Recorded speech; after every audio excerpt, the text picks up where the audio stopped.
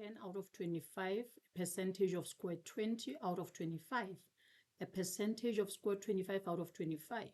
So notice all of them is out of the total 25.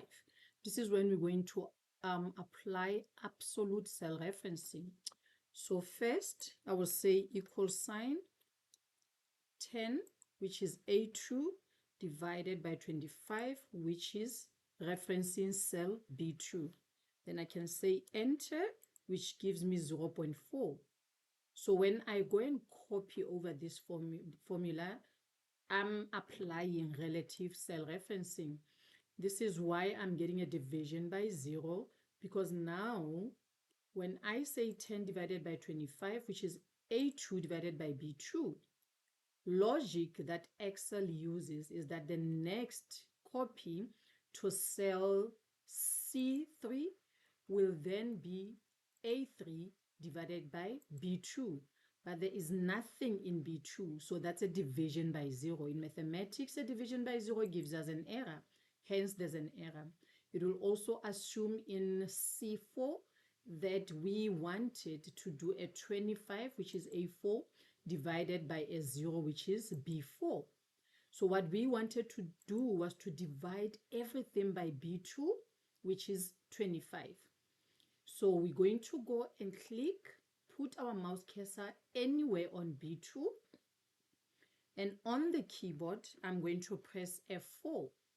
Check what happened.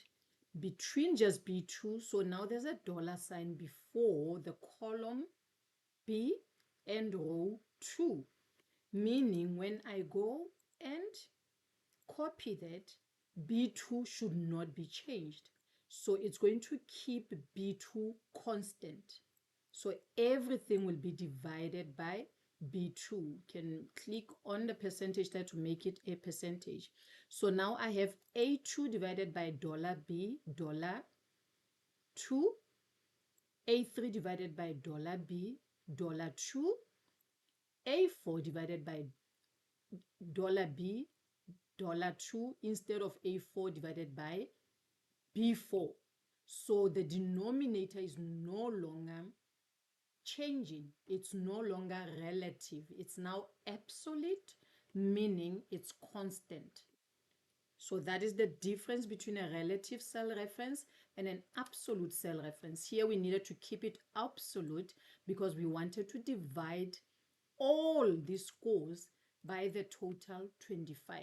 Hence, we put dollar signs there by pressing F4 on the keyboard so that we keep B2 constant when we do an auto copy.